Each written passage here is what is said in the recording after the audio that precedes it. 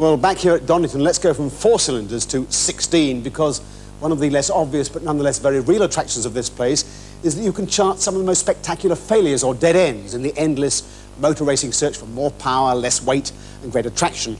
This, for example, is the H16 engine developed by BRM in 1966. And what you've got basically is a double-decker engine. You can see it more clearly in the spare. You've got 2 flat 8s mounted one above the other, 2 crankshafts geared at one end. You end up with 4 valves per cylinder, so 64 valves, 128 valve springs, immensely complex, very heavy, and as you might expect, woefully unreliable. So after hundreds of thousands of pounds spent in development, it was scrapped after just 1 year. That was 67. In 1971, we've got the Lotus misadventure with the gas turbine.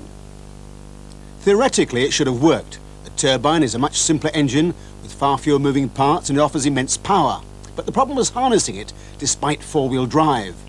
It was difficult to balance through the corners because of the 2 or 3 seconds throttle lag as the turbine speeded up, and the brakes took a hammering as there was no overrun braking from the engine.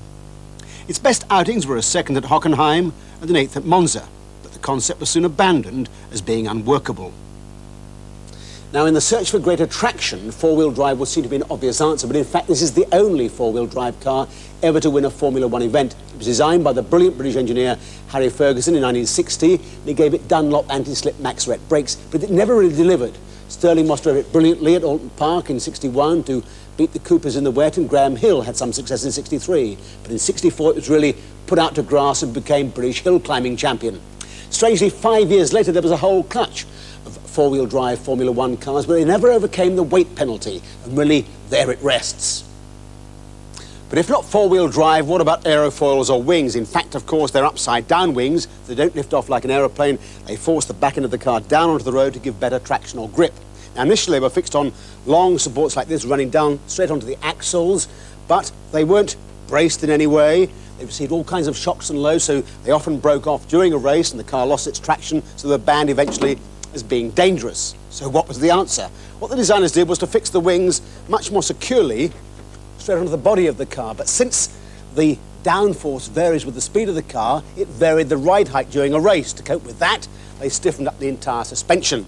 Now, when that gave the drivers a much rougher ride, it was said they were told to sit on their very well padded wallets.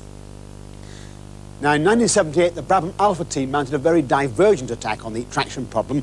What they wanted to do was to suck out the air from under the car to pull it down onto the road, the reverse effect, if you like, of a hovercraft. So they mounted a big extractor fan on the back end. The fan pulled the air out, skirts around the underbody helped to create a partial vacuum, and it worked brilliantly. The car won first time out in Sweden. But it created an uproar. What happened if the fan drive broke, people said? The car would become almost uncontrollable. The following drivers were at risk from stones being thrown out the back end. So another famous dead end, the fan car was consigned to the corner of a museum. Now, racing drivers have always accepted that theirs is a dangerous profession, and many have died in the pursuit of it. One who came close was David Perley in his Lek Formula One racing car. It started off looking as smart as this. It ended up, as you can see, radically modified, a complete wreck in fact, as the aluminium chassis telescoped around him. It's difficult to see how he survived. Nowadays, designers can make racing cars much safer, and the same thing applies to road cars as well. By using the cage concept, for example, particularly as advertised by Volvo, the occupants are protected within a rigid steel shell.